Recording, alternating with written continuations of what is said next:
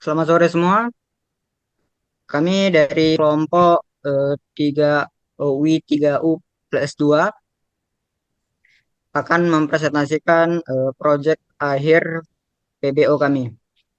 Pertama-tama kami memperkenalkan diri dulu. Nama saya Ananta Aulia Nasution dengan NIM 072. Nama saya Farhana Rahman dengan NIM 081. Nama saya Baik, Minang Khalid Muhammad dengan NIM 075. nama saya Muhammad Tarik Agung dengan NIM 054. Nama saya Alfatan Bagas Kurnia dengan NIM 314011012. Selanjutnya untuk main akan dijelaskan oleh Alfatan. Alfatan dipersilakan.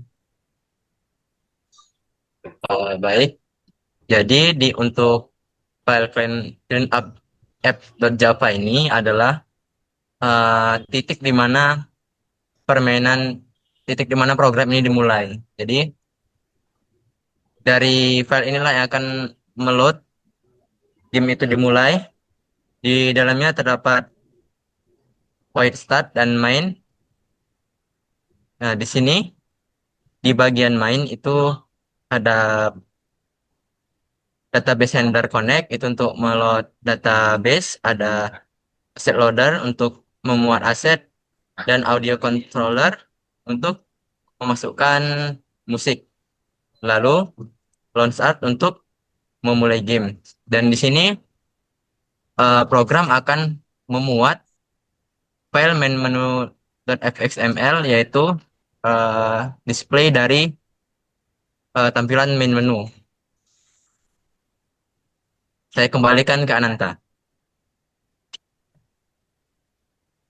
Selanjutnya untuk game Java akan dijelaskan oleh teman saya Arik. Kepada Arik Eh, dipersilakan. oke, di sini ada abstract class game, yang dimana game ini akan menjadi super class dari berbagai minigame yang akan kami buat nanti. Lalu di bawahnya ada sebagai ciri khas dari kelas abstrak mempunyai metode abstrak, yang dimana eh, bersifat seperti kontrak yang harus diikuti oleh minigame-minigame nanti. Jadi subclassnya harus memiliki function win atau lose. Lalu di bawahnya ada function start countdown untuk memulai penghitungan mundur. Lalu di bawahnya ada ketika countdownnya selesai atau permainannya berakhir, yang mana aplikasi akan kembali ke transition screen. Transition screen. Eh, di sini sepertinya tidak dipakai. Oke. Kembalikan ke Ananta.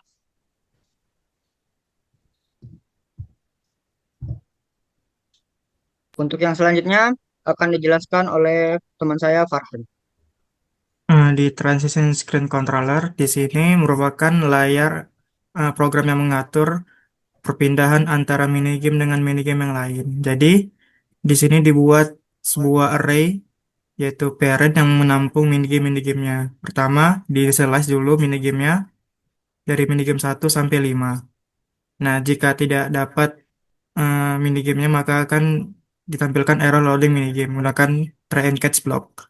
Terus di transition screen-nya bakal ada tampilkan nyawa dan skor yang ada saat pemain tuh bermain. Jadi tampilkan nyawa skor yang terupdate saat ini gitu. Terus ketika skornya tuh set di angka tertentu, maka difficulty gamenya akan berubah menjadi dari easy ke medium, dan ketika apalagi diubah ke hard gitu. Terus nanti buat sebuah fungsi yaitu pick next game, yaitu ketika selesai menyelesaikan satu mini game maka akan dijalankan pick next game ini untuk ke mini game selanjutnya. Nah, ini ketika nyawanya tuh masih lebih dari nol, maka tetap dijalankan mini game pick next game-nya. Tapi ketika dia sudah nyawa lebih dari nyawa itu nol, maka akan jalankan end game-nya, yaitu bakal balik ke main menu. Terus untuk yang bawah ini untuk mengatur tampilan dari tombol-tombolnya. Di bawah tuh ada pick next game-nya itu di sinilah logika di mana next game itu dipilih secara random untuk dimainkan oleh pemainnya selanjutnya. Mungkin aku kembalikan ke Ananta. Baik, untuk kali ini kami akan eh, menjelaskan mengenai minigame-minigame kami. Yang selanjutnya akan dijelaskan oleh Bintang Halik Muhammad. Pada Bintang Halik Muhammad, dipersilakan. Nah, baiklah. Jadi di sini untuk game yang pertama kami buat namanya Chase That Stupid Guy. Ini gamenya adalah mengejar orang yang sudah membuang sampah sembarangan. Jadi yang pertama itu karena ini dia adalah anak atau child dari abstract class game, jadi dia juga akan harus memakai abstract method yang sudah ditetapkan sebelumnya, yaitu win dan lose. Win ini akan jalan saat kondisi menang dan lose akan jalan saat kondisi kalah. Untuk menang tuh skornya nambah, kalah tuh darahnya berkurang. Kemudian pas inisialisasi, dia akan melihat difficulty sekarang ini dan menyesuaikan dengan kecepatan player dan jarak antara player dan si pembuang sampah. Kemudian ini adalah fungsi untuk menampilkan instruksi pertama bermain. Ini adalah logika utama yang untuk bermain, yaitu dengan mengklik dia akan bergerak, playernya akan bergerak, dan jika playernya menyentuh si pembuang sampah, dia akan menjalankan fungsi on player touch pembuang sampah, itu dia akan menang dan kembali ke transition screen. Jika ada karena ini dia adalah turunan dari game, dia tetap masih ada countdown. Setelah countdownnya habis, dia akan langsung kalah. Selanjutnya kembalikan lagi ke Ananta. Selanjutnya untuk minigame yang Sort the Trash Java akan dijelaskan oleh teman saya Alfatan Bajaskutnya. Farhan ini Alfatan, Farhan. dipersilakan. Ini Farhan. Mungkin aku jelasin Sort the Trash, yaitu ini game memilah-milah sampah, ada 3 jenis sampah, di mana ini dibuat dulu kanvas gamenya dan segala macamnya, sama seperti sebelumnya. Dia harus memakai metode dari game, yaitu win dan lose. Terus selanjutnya nih dibuat sebuah variabel current trash dan random untuk ketika memunculkan sampah secara random. Jadi ada 3 sampah, yaitu anorganik, organik, dan B3. Nah, dibuat juga tong sampahnya, dan juga semua asetnya tuh diambil dari file asset loader, dari tong sampah dan sampah-sampahnya. Nah, ini untuk pertama kali kita buat agar supaya mouse itu bisa ditekan, di drag dan dilepas, dan juga menampilkan sampahnya. Jadi, ketika sampahnya tampil, dia secara random, lalu dia itu bisa di drag dan dimasukkan ke tong sampahnya. Nah, selanjutnya untuk ketika benar, skornya akan bertambah, tapi ketika salah, skornya akan minus. Nah, ini ketika logika untuk ketika eh, sampahnya itu ditekan, di drag dan dirilis.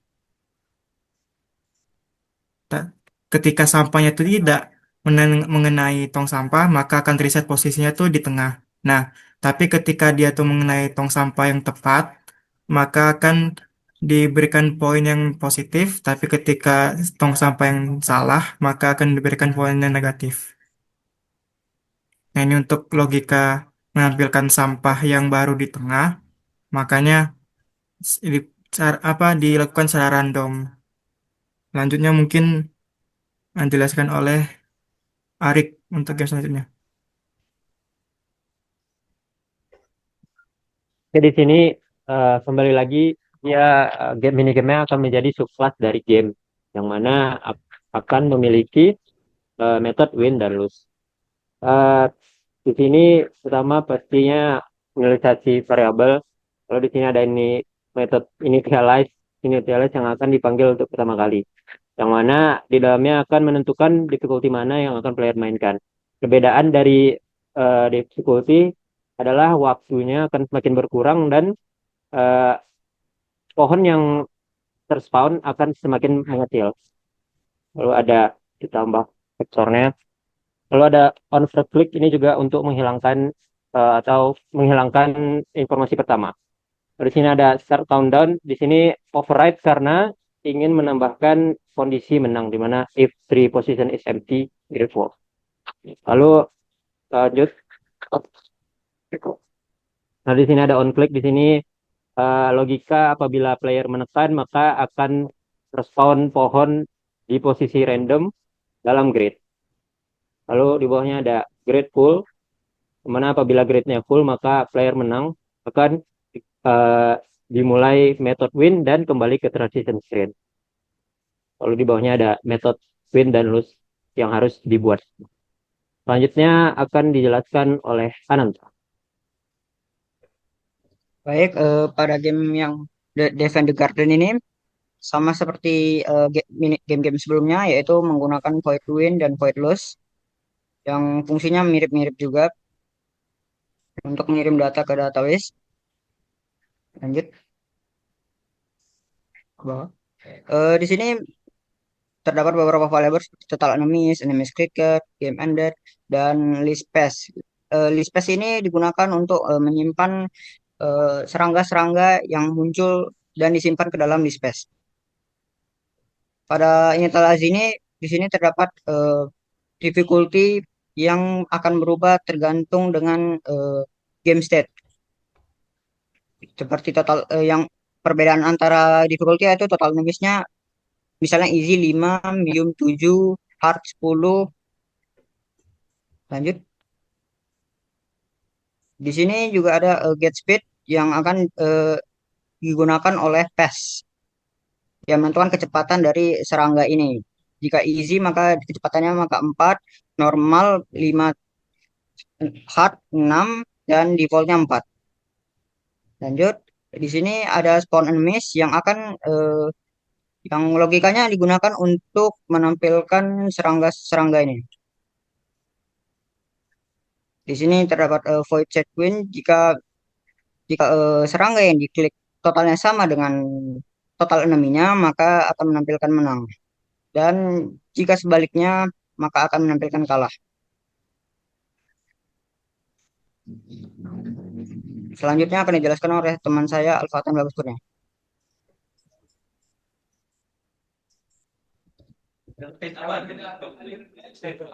Baik, jadi di game Trash Dance ini eh, skemanya sebenarnya permainannya itu sampah yang mengalir di sungai. Jadi pemain itu diharuskan untuk mentap mana tong sampah yang sesuai untuk jenis sampah yang lewat sebelum sampai sampai terlewat dari layar gitu. Jadi di bagian awal itu ada deklarasi komponen FXML untuk menghubungkan elemen FXML seperti progress bar, label, button pen, control panel ke controller Java. Baru di bagian inisialisasi, baris ke. Nah, di bagian inisialisasi itu untuk menentukan kecepatan respon berdasarkan tingkat kesulitan, mengatur lens sampah dan menonaktifkan tombol di awal game. Lalu di bagian on first click, nah di bagian on first click itu metode itu digunakan untuk menangani klik awal pengguna untuk memulai countdown, countdown dan game. Lalu di bagian handle button press, metode tersebut digunakan untuk memeriksa apakah sampah cocok dengan tombol yang diklik, menambahkan atau mengurangi skor dan menghapus sampah. Lalu di bagian start game, start game. Nah, di bagian start game itu untuk mengatur ulang skor. Jadi saat ya game dimulai, skor diulangi mulai dari nol, memulai progress bar, mengaktifkan tombol dan mulai spawn sampah. Lalu di bagian start spawning trash itu mengatur bagaimana interval sampah menggunakan timeline dan mengakhiri perintah setelah progres selesai. Lalu di bagian di method spawn trash itu membuat objek image view sampah secara acak dan memindahkannya ke kanan dan memberikan delay 1 detik sebelum bisa ditekan. Di bagian setup progress bar,